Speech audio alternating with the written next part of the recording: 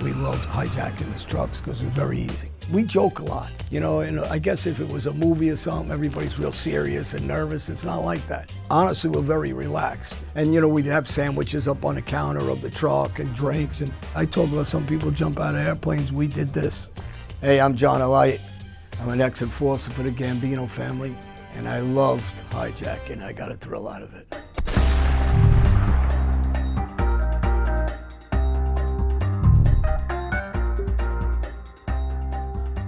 We had some people in DHL at the airport. First, we'd ask our guy on the dock, what has he got on there? And we'd ask him about the personality of the driver picking it up. Sometimes he knows, sometimes he doesn't know, sometimes he say it might be this guy. And as he pulls out, we follow him and we pick a spot where we think is the best spot to grab him. We don't want to screw it up, we want to get our money. So we know that if we screw it up, there goes the payday. So we want to get him at a right location. We would steal unmarked police cars. And that's always the way we'd stop everybody, is with a police car. So we put the cherry on the car as if we're police and we're pulling them over. I look like a young kid. But a lot of times these guys used to think, well, they're just undercover guys, so they think, he's a kid, you know, undercover, and that's the part you play. You got the baseball hat on backwards. We put chains around the neck with the police badge. We never wore a mask. I never wore a mask, ever, anywhere. It's like anything else. You get into a fight, you get into an argument, you have that fear adrenaline. And it's a good adrenaline. You could control it or you don't control it. And if you're used to doing what we're doing, we control it. And it just hypes you up. You got all your senses and you're looking around and you're 360 and you just got all your senses really moving, and that's what the adrenaline does for you. So it works in your favor because you're paying attention to everything around you. Your head's on a swivel. And once we pull the guy, we don't pull the guns out. And usually what we do is if we got a shirt over it, we'll just lift our shirt, or if we have a jacket, we open it and tell them, relax, we're not trying to hurt you. We're gonna give you a couple of bucks. Don't give us a hard time. Nobody wants to hurt you. Nobody wants to clip you in the leg. We wouldn't say you're gonna shoot you in the head. We're not. You tell them, listen, don't make us clip you in the leg. This is either way, you're giving up the truck. I don't even remember or recall anybody ever giving us a hard time on these. They're regular guys, so some of them are like, oh, come on, you fucking guys kidding me? Come on, man, pick another truck. You know, they'll give you the cry. Some of them like, I don't give a shit. Take what you want. What are you giving me? You know, so it was different reactions, but most of these guys are kind of like, you know, neighborhood street guys, so they don't give a shit themselves. They're in t-shirts, they know the deal, they know what the job is. They're not trying to be heroes, they could give a shit whose company it is. It's not like you're robbing them. For the most part, no, they're all right. You know, you might get one or two assholes that are, you know, trying to talk stupid to you, and you would tell them, what are you, a f***ing idiot? This is what are you making trouble? What are you trying to do, make us hurt you? We don't want to hurt you. Get the f*** out of the way and shut the f*** up and, you know, turn around so we can tie you up real quick, you f***ing jerk off, you know. But overall, the guys were compliant. They didn't give two f***s. Some of them would say, thanks, I wanted the day off anyway, you know, so you get that. You get guys like, hey, that's all you're gonna give me? You know, you give 200. It depends on what we had on us. We might have been broke that week. And you give the guy a bullshit 100 or 200. He's like, are you kidding me? That's all you're gonna give me? I said, you fucking know, we joke with them too. What are you fucking nuts? We're robbing you. You're making negotiations with us. So I went on my first hijack, and a friend of mine comes to my house and says, you wanna go to Kennedy Airport with me? I said, well, we gotta pick somebody up. He says, no, I got an 18-wheeler. I said, where? He says, down the block. I says, how are we gonna do that? He says, I did it a couple times before. I got a guy on the docks. They gave me the manifest, and we know what we got on the load. We got a bunch of clothes. I said, good stuff? He says, yeah, good stuff. So I jump in the 18-wheeler with him, and on the way down, we're gonna pick up 2 more guys. So we pick up the other 2 guys and we head down to Kennedy Airport. We had a couple different drivers, but one of them, this guy Rick, he was a big, bulky guy. So he looked the part. He looked like a truck driver. He used to drive toll trucks. He drove the thing. So he did look the part. Me, I look like a kid. I had my hat on backwards. You know, I just look like a regular kid helper, I guess, for a truck driver. And, you know, we'd have sandwiches up on the counter of the truck and drinks. And, you know, you honestly were very relaxed because we're used to doing a lot of things that are a lot worse than this, heist and violence and drug dealing. So this was kind of a simple thing for us. We'd be joking around the whole time, and I had my feet up on the counter of the truck. And we pull up. You know, emotionally, when you're first pulling in to get this load, your adrenaline's always kicking because you're thinking, how much money am I gonna make today? we're always calculating, what do you think the load's worth? Is it, 700,000? What are we going to get? Is it 600,000? And it's like Christmas time. In the 80s, even now, there's not the security that people think. When you pull in, there is a security guard. Whoever's driving the truck has to show them the paperwork, the manifest. They look at it. There's one guy in the booth, as I recall. There wasn't anybody besides that with the arm that allows you to come in. They press a button, and you come in with the truck. They call to the dock to verify that you're there to pick up a load. And it's so much activity that it's very hard for them to understand or control and talk to the right person. So when the security is calling them, they're just guys that are making, who knows, they're not making big money, so they're not overly concerned. It's just every day it's the same routine. Truck after truck pulls in, van after van pulls in. Nobody's looking to scrutinize who's coming in. Driver gets up and he tells them, I'm here with the paperwork to pick this load up. We were tight on time. I think we were about an hour or an hour and a half before the real truck comes. So he's got to push guys, and they start getting on trucks, and they're putting the pallets on our 18-wheeler. By the time they filled it up, they ran a little over, and they were having trouble with the equipment. I don't remember exactly, but when we see another truck coming in as we're pulling out, we're laughing. We're just like, oh, son of a bitch, he ain't getting his stuff today, And we joke a lot, and I guess if it was a movie or something, everybody's real serious and nervous. It's not like that. We have an old couple that used to take everything that we took from these trucks, and we dumped it with them, and they would give us about 20 cents on a dollar. So if we pick up $500,000, do the math, we get about 100 grand, and it was good money, and we'd split it between 4 or 5 of us. Who's this old couple? Who's it's like? I'm imagining like a grandparent. Yeah, they were. They were actually, back then we're young, so I'd say they were in their 60s somewhere. Street guy. His wife was like a real street. The same thing. They were a good couple. They were like a Bonnie and Clyde. So, and they were cool with it. They just pull it up, put it in the driveway, and we'd start unloading fast and take the trucks, and we'd dump it, and that was it. We'd leave him everything, and whatever way he maneuvered that from there was on him. Afterwards, we're talking about where we're going to go after we get our money. We're going to go shopping. We used to go to the store up at Queen Center Mall afterwards. We'd buy all kinds of clothes, and we'd buy radio equipment for our cars and different things, and we'd start shopping. We were all poor. We come from Jamaica having no money. So we didn't have a concept of money.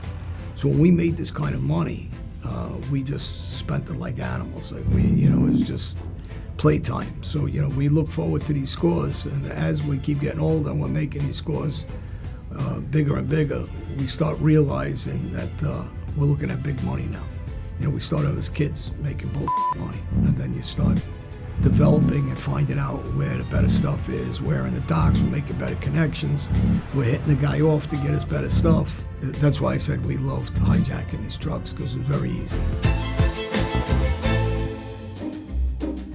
On one occasion we got Wigs. We're young guys, and we didn't know that Wigs was big money. So we were so disgusted that we got the Wigs, and we didn't sell it right. So when we got the Wigs, we were like, oh, this effing garbage. What the hell did we get? We're all disgusted. Years later, we find out Wigs was big money. So we really screwed ourselves. Probably one of the biggest scores we got at the airport were the Wigs. And we were just clueless. This is the naive we were as young guys. Back in those days, no one really bucks you. Not like doing it today. If you gave a guy $300-400 back then, it's big money.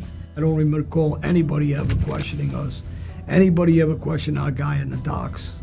I mean, nothing. It was just, I guess, these companies were making so much money, it was just an insurance loss. And in the 80s was a different era. I don't know how they didn't care about it, but they basically didn't care about it. And they didn't make a big deal about it because we did this for years. This wasn't something that just started and stopped. And you would think they would have a sting operation or something put together after a while, because you got to remember, we're not the only ones doing this. Our neighborhood, I don't know how many guys were doing it. We didn't do it together, but we knew other guys, other friends of ours were doing it. And we joke, we'd be in a bar or something, and we'd say, what'd you get? And they're like, get the out of here, you got that? Because we didn't get it. We missed it, and we would discuss what they got, what we got. Hey, maybe we'll do something together, and we talk that. That's the shop talk. We're drinking beer, and then we talk about what we're gonna do next and how we can find out what they get, and maybe we can use each other. And those conversations and that rush is some of the things we did. I talk about some people jump out of airplanes. We did this. The armored car story is a classic, actually. So I don't think that anything in anybody's life really could come to this story because it's funny. It was crazy adrenaline. The night before, a friend of mine calls me up and he says, hey, I got a guy that does 10 stores in Long Island. And he says the driver of the store is quitting and he's got a guy that's taking over the route. And this is gonna be his first weekend. It's perfect. The guy got a gun. He goes, yeah, he's got a gun, but he ain't never gonna use it. The guy's a soft guy. They never did this. He's nervous. He was asking my friend all these questions. So I said, all right, show me the stores. So we take a ride and he's showing me the route. You know, and we know the route from his friend. It's supposed to be anywhere from $1 million, $1.5 million after they collected. And again, I'm talking about, this is early 90s. So I call a buddy of mine who steals cars. These guys that rob cars would keep cars in the neighborhood. They keep them all over the place if we needed them for a score, for a shooting. So they'd have cars dumped in different areas. So he gets me to call like 3-4 days beforehand. It was an unmarked police car. And I put it in one of the garages, and I call my friend Mike up, and I say, hey, Mike, go get us the police hats, shirts. And I go to a detective that works with me, and I tell him, get me your badge, and get me another badge. And, you know, we put them around our necks. We have already prearranged a legit car outside a diner. So after we do the score, we're gonna switch cars, so the car's already there. And we start following the van. He goes to one store, he goes to a second store. The guy Mike's driving.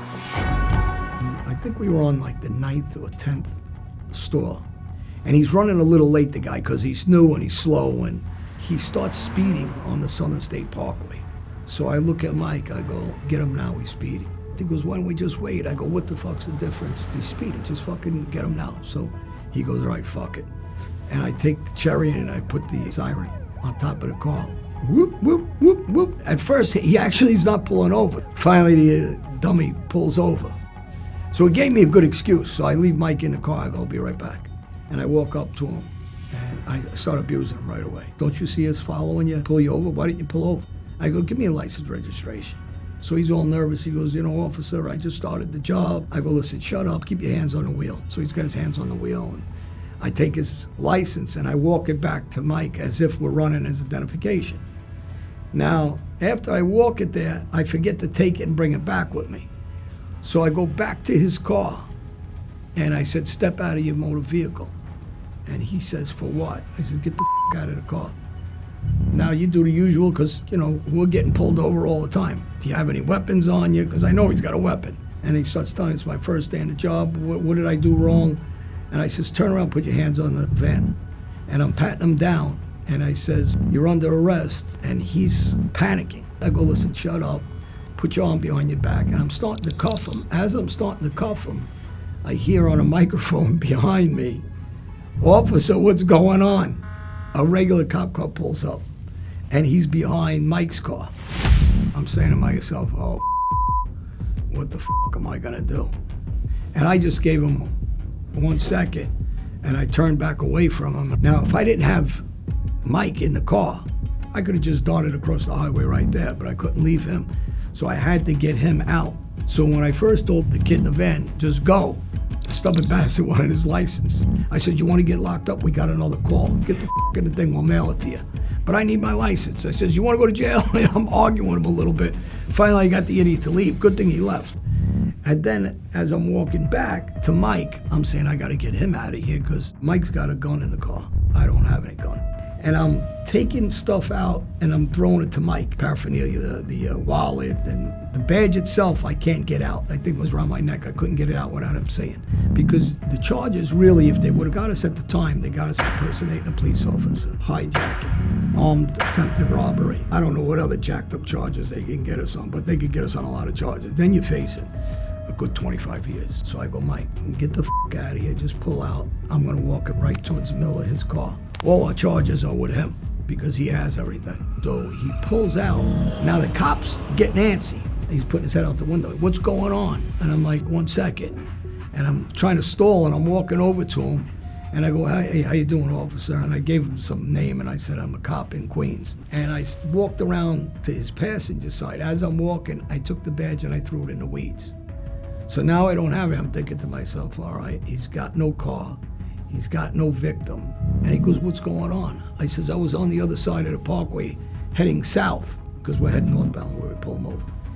And I said, how the f am I gonna do here? I'm trying to think to myself. And I gave him some crazy story. This guy cut me off, and I had my wife and kids in the car. And this other guy pulled over, and the van was the one that chased him. And he's trying to follow me, and he goes, well, where's your wife and kids now? And I said, they're on the other side. Just, can you give me a ride over? He goes, yeah, get in. So I get in, and he starts driving me around the other side. But you gotta go a little bit to get off the exit to swing back around. And he starts asking me a lot of questions. And now he's starting to realize something's wrong. He's asking me, who was the other cop? I says, I don't know. He was just a guy that pulled over to help us. And he goes, who's the van? I didn't remember if I told him the van is who cut us off or somebody else cut us off and the van jumped in to help us.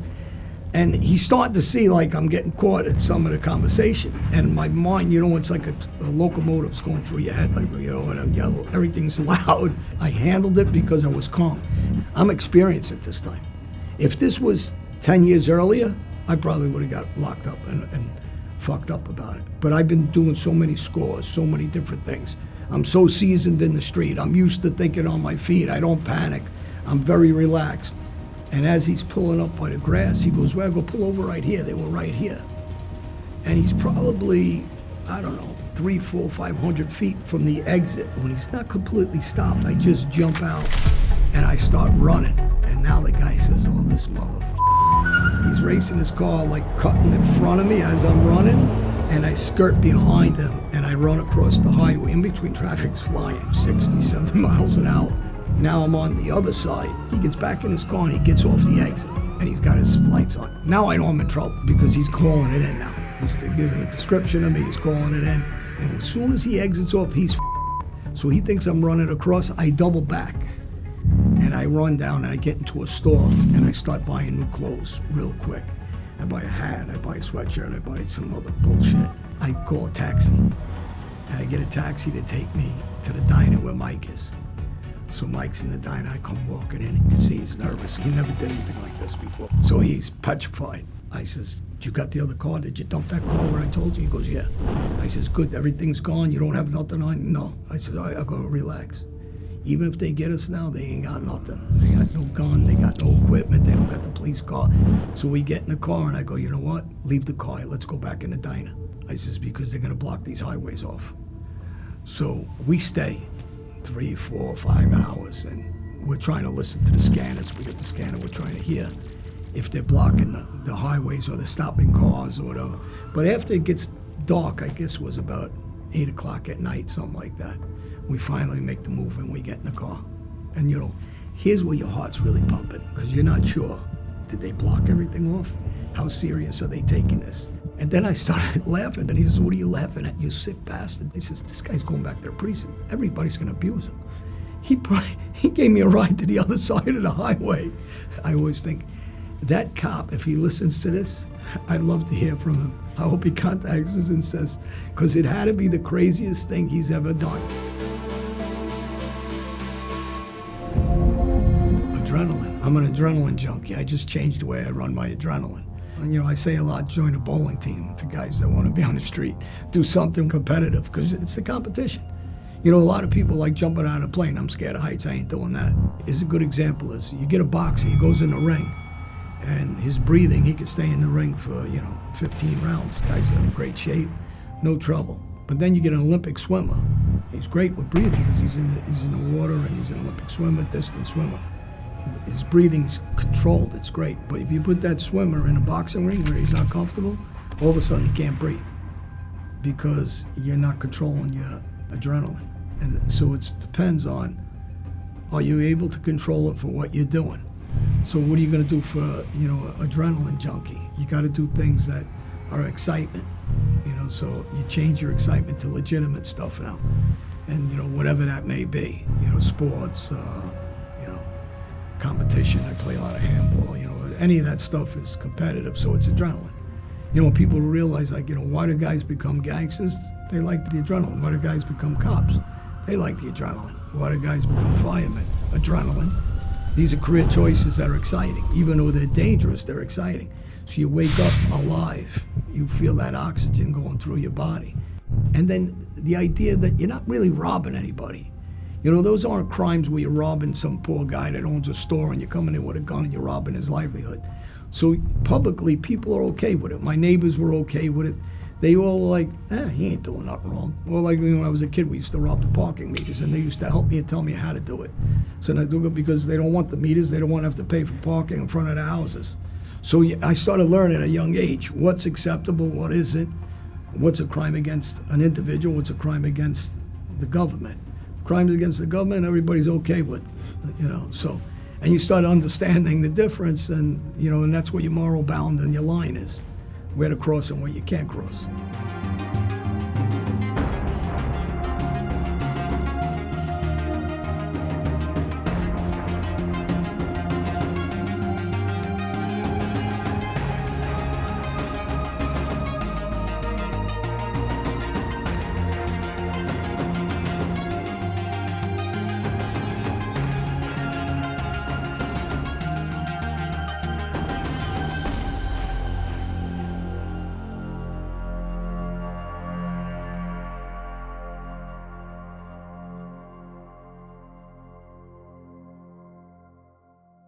This guy Joe says, there's a bunch of Spanish guys and they're looking at your car. I go, you sure? He goes, yeah, 100% they're checking out your car. So somebody they got to must have said, this guy Johnny drives a brown smoked out window Cadillac. So I get a couple of guys together and they stay on the top of the block and the bottom of the block. And I'm gonna walk up the block with a hat on and a sweater and see if they know it's me. If they do, my friends are gonna box them in and we're gonna get them. We didn't count it as I'm walking past my car. I don't go near the car. I put my head down. One of them jumps out of the car and just starts machine gunning me. When you hear those shots firing off, I mean, you're not turning around, but it's just instinct. Not that it's going to do anything for you. You're running, you're ducking, you're trying to weave a little, and you get your hand over your head. I mean, it's useless, you know, but I guess it makes you feel good while you're running. And I guess it's just a human instinct to do that. But the adrenaline in you is just to move, to get yourself moving. As crazy as this life is, nor the high that takes you to that limit. You know, there's other ways to do it, I guess. But for us, we grew up in the street. This was our high. This was our adrenaline. It wasn't just all about the money. It was about the rush, the excitement.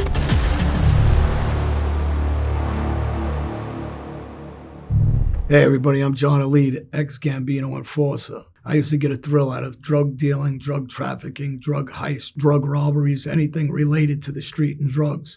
That was my thing. It was adrenaline.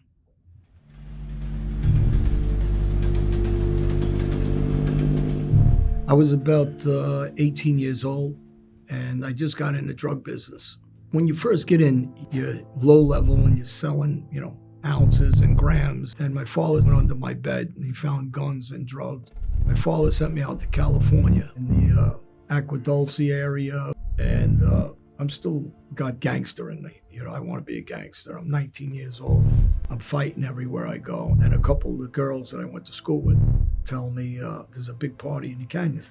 But I never been to a California canyon party. I didn't know how it was. It was actually about 300 or 400 people. And everybody's getting high, and you know, back then they were doing mescaline and you know, drinking. And the guy has a satchel of money, and he's selling coke. He's selling half grams and grams. So I go over to him and I said to him, "You got an 8-ball?" And he goes, "Yeah." And he starts to take out little rolled up plastic of an 8-ball. And I says, "Is that an 8-ball?" He goes, "Yeah." I go, "How much?" And he looks down to say something, and I hit him and I knock him out, and I start beating him up a little bit, and I rob him. I take all his coke, I take his cash. I got maybe, I don't know, $4,000 or $5,000. It was not really a lot, but I took it, and we leave. And I call my girlfriend, who was in New York at the time. I said, "I'm gonna come back to New York." She goes, "What are you gonna do in New York?" I said, "I'm gonna start drug business again." And I start buying coke from a little bit of the money I stole in California. and whatever else. I put some nickels and pennies together, and I started the drug business again. I started saying to myself, okay, I got to get big here. How am I going to get big? And I start finding guys I can buy from that I can rob. So I'm going through friends that have connections, and then I'm robbing their guys. And I get one of my partners, and I say to him, you want to move with me? Let's buy a half a key each, or buy a kilo. And we started buying kilos. And we get involved, obviously, in bigger level, and we start figuring ways to do scores. And I'm involved with the Gambino family at this point. We're starting to take over locations. So if you're at a local bar and I know you're dealing drugs, I come see you. And if I can think that their price is better than ours, I say, all right, give me your connection. You work for me, but we'll buy from your guy. And I'm starting from one bar to another bar. And we start developing a big drug business in Queens. It goes from one bar to probably, 50, 60 bars. And we start taking over the drug business, and in the meantime, we start setting up drug dealers for bigger amounts. 2 keys, 3 keys, 4 keys, to 1,000 pounds of weed and keys, to whatever I can get a score on. Eventually, we get some Colombians through a connection we have. My friend says they own this apartment down in South Ozone Park. I says, can you get me to them? Because I'm going to rob them. He goes, are you f***ing kidding me? You're going to rob me? He says, why do you got to rob them? I said, what are you worried about what I'm going to do? He said, I'm going to rob them. Just insulate yourself so you don't get yourself in there. Just go through a couple of guys to them. I set it up, and I think we were going to buy 2, 3, or 4 keys, something like that. And back in those days, the kilo were going in their 40s, 42,000, 45,000. And we buy counterfeit money from a guy, Carlo, from Queens. He's got counterfeit hundreds. We're not trying to pay 20 or 30,000 in real bills. These guys don't speak good English. So I said, they might not know the difference with these hundreds. So we had some good hundreds and some of them were So we try to take the best ones we had, and we mix it in with 20s and 10s. We fit in probably around 10,000, maybe tops 15,000 in real bills, but small. We put 10s in there, we put 20s in there, we put a couple 50s in there. Obviously, you can't put real hundreds, or they would know the difference between the hundreds. And that was the biggest thing that we were worried about. Would they have hundreds on them, pull it out of their pocket, and say, why are these different than these? So I go in, I had 2 guns on me, and I bring this guy Vinny with me. And so when you first walk in, it's dark. It's in the living room. Then there's a kitchen room where we were sitting, and then the guy was in the back bedroom. So there was 3 of them, I believe. So Vinny comes in with me. He's not my guy. He's a Gambino family guy. He's a big guy, but he's nervous as shit. He doesn't want to be there. He's not a killer. He's not that type of guy. He was a car thief, actually. He's walking back and forth, and he's pacing. So when he's pacing, I'm turning around at him, and I'm like looking at him like I'm gonna kill you if you don't settle down and get control of your nerves, or we're gonna get killed in here. You know, I'm giving him the look. The guys talking back and forth to each other in Spanish. You could see he's questioning the money, and I didn't know what he was really questioning. And then he said something. He yelled at the guy from the back bedroom who comes back out. And in the middle, when the guy comes back out, the guy Vinny just walks out of the apartment on me. He says, I gotta go outside for a second. Whatever he said, why, I don't remember. It didn't matter. It unsettled the guys. And I go, this mother. So now I'm stuck there, you know, and I always had 2, 3 guns on me. I always had a revolver. I didn't like 9mm. I didn't like automatic guns because it jammed on me once before, so I couldn't stand them. On my right side, I always had a 32 or 38, but I used to like to carry 32 short. I'm thinking to myself, I got 3 guys here. And the guy starts talking to me, questioning me, and then I start pressing him. Come on, we're gonna take all day. Let's go, give me the stuff. Let me see your stuff. They're looking at me funny. You can tell they know something's wrong. I don't know if they're afraid and they don't want to have something go off. We're shooting and back and forth, but eventually the deal gets done. I gotta walk out now with my back to them. I don't know these guys, what type of guys are they? The type of guys that just shoot me in the head from behind? Are they the type of guys that ain't really wild? I really didn't know.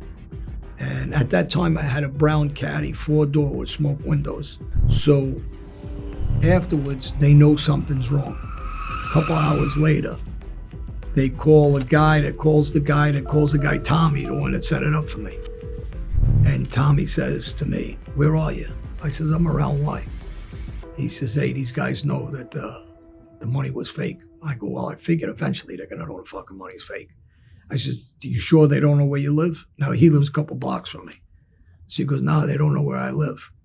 So I go to a club that I have with Gotti's son. And this guy Joe says, "There's a bunch of Spanish guys and they're looking at your car." I go, "You sure?" He goes, "Yeah, 100% they're checking out your car."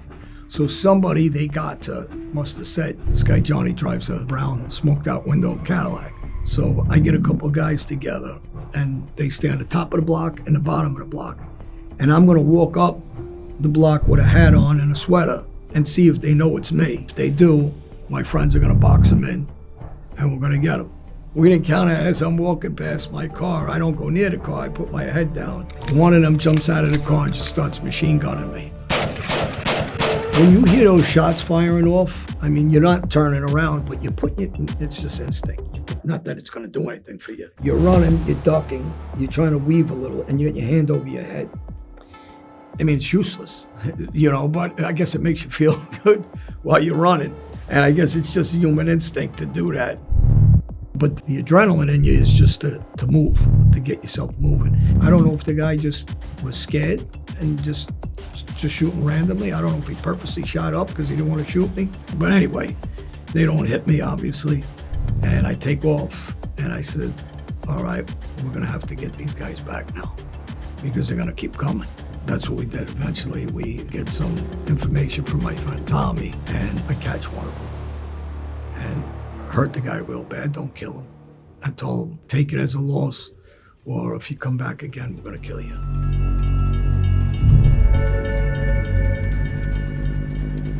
When I get the phone call, somebody's looking for me. We're used to this. This is our life now. The first thing you do is, and you learn to do this, is don't talk about it. Get your team of guys and go get those guys. Either kill them, butcher them, hurt them, but you gotta be very aggressive so they don't come back. You don't know who's gonna come look for you, who's trying to kill you. You're building up enemies as you go, and now you start understanding. Every time you make a move, it's no more kid stuff. It's no more where someone's gonna punch you in the face, somebody's gonna baseball bat you. They're gonna kill you because they know if they don't, you're gonna kill them. Life started getting more serious now. And you gotta know what type of guys are. Are they the type that you can hurt only? Or are they the type you're gonna have to kill?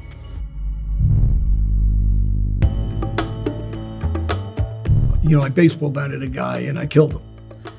And guys came looking for me, so I ended up going to where they stay. I walked into their bar and I had a knife.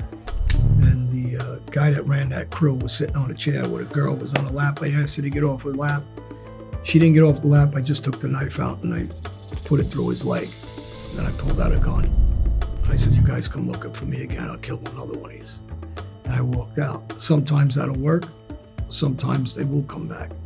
But the way I had to judge the situation is by the way I went in. They had their chance to be very aggressive when I come in by myself. And none of them wanted to risk their life as I did. The problem was I was a little off. You look back today and say, what the was I thinking? I didn't have 10 lives, but I thought like this. So when people sense that and they know that what level you're gonna take it to, they don't take it to that level. It's like playing cards. You're taking their bluff or they're not gonna take it. But when they see I killed one guy, they see I'm stabbing the other guy, they must ask around about me. They're gonna say to themselves, "Okay, the guy's serious." Those are the ways you're gonna have to conquer whatever you're doing because you put yourself in these dangerous situations. 3/4 of my friends are dead because of that. They put themselves in the same situations and misplayed their cards and they got killed by guys that they misjudged.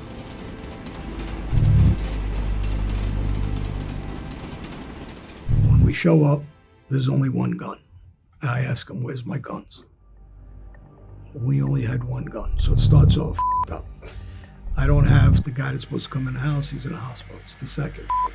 We send the guy prior to make sure the 1,000 pounds are there. So they got him in garbage cans, in drums. He says, "Just tell me how many garbage cans they have so we get an idea if they really have 1,000 pounds. So he goes in, he goes, "Yeah, they have the 1,000 pounds. The problem is somebody's coming any minute to pick it up." So I said, "All right, let's go."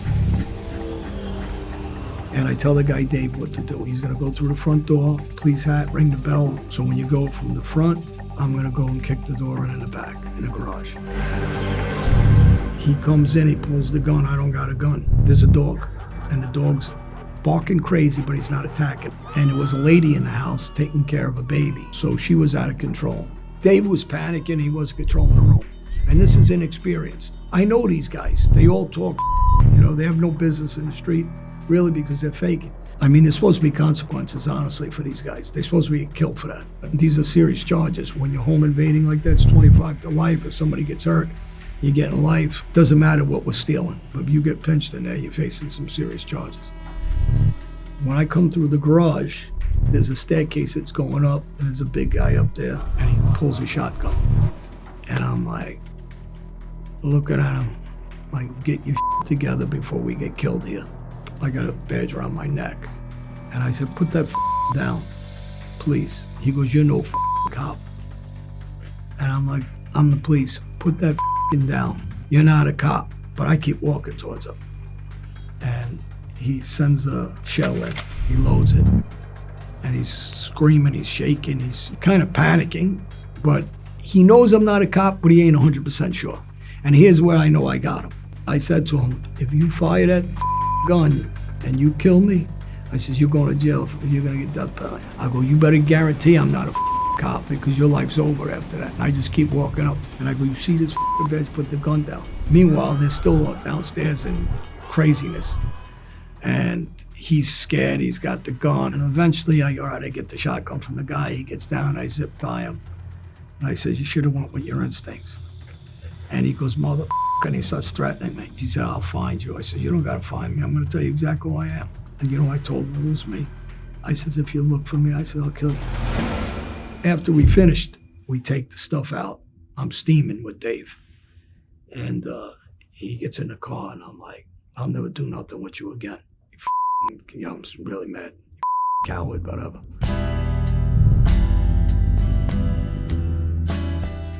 It's experience, right? I've done it so often. I've done it since I'm a kid. One thing I know, nothing's gonna go perfect. When someone tells me, oh, it's an easy score, it's the stupidest thing I've ever heard. Nothing's easy.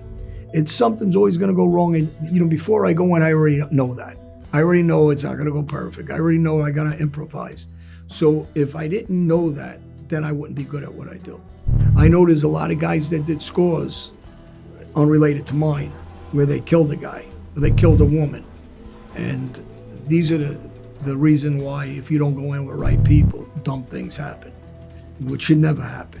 You should be able to control a room, a house, anything. When I watch some of these kids that do scores on legitimate businesses and they hurt them, it's because they're afraid. I'll take a guy that's experienced any time, robbing anything, because he's not going to kill you, he's experienced. He's going to control the room by the way he handles himself, the way he walks, the way he talks, the way he tries to, keep people calm, but also he wants to be strong. The way his movement is. And you got to be ready for these things because nothing's going to be perfect. So I guess it's like a doctor. He goes and he operates and he knows things could go wrong. The doctor that's not experienced or panics is a guy that kills the guy on the table.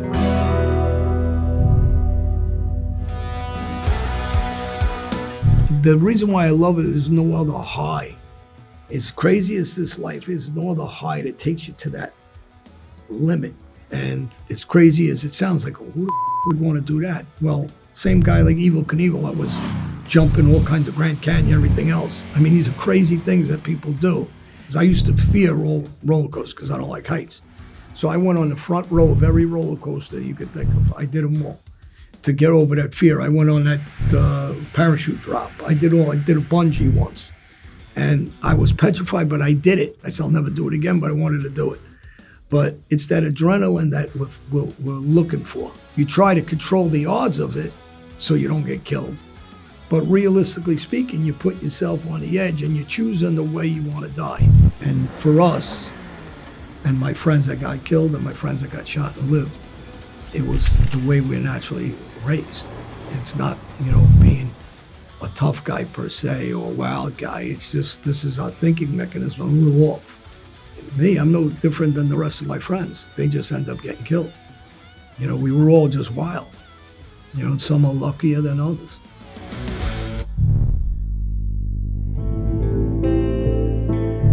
robbed a lot of people, and you said, if you come after me, I'll kill you. If you had met your match, well, what is that like? Did you like walk around a certain way that you just get killed at any point? Yeah, I met my match plenty of times. And my friend Greg, he's dead. He met his match. Frankie Burke, he met his match. Angelo Costelli, he met his match. Billy Streamer, he met his match. Mikey Merlo, he met his match.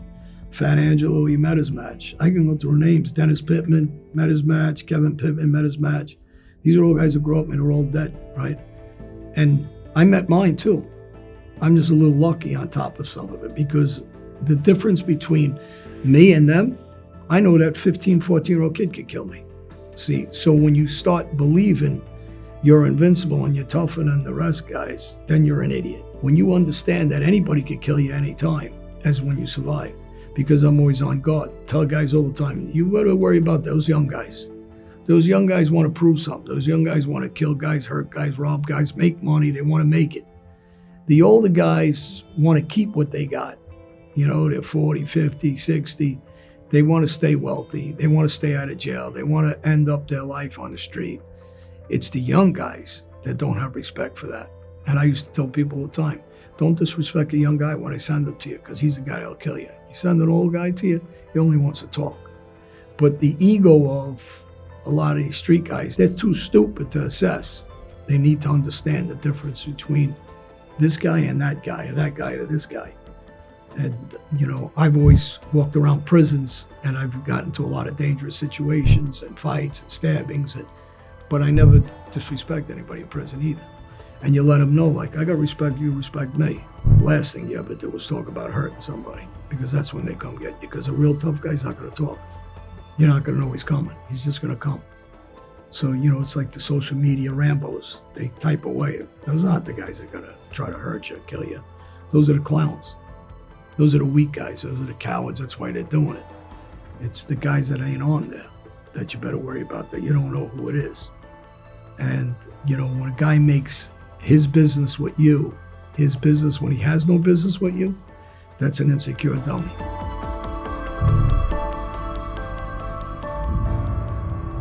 I don't want to be broke. I'm not going to be like my father. It's a terrible thing to say at the time I said it to him. You know, as a kid, you know, you say dumb things and you regret it. Obviously, I love my father, but I didn't want to end up like that. I wanted to be successful. And my idea, like a lot of young street kids, that's why I relate to them, is we don't know anything but that to get.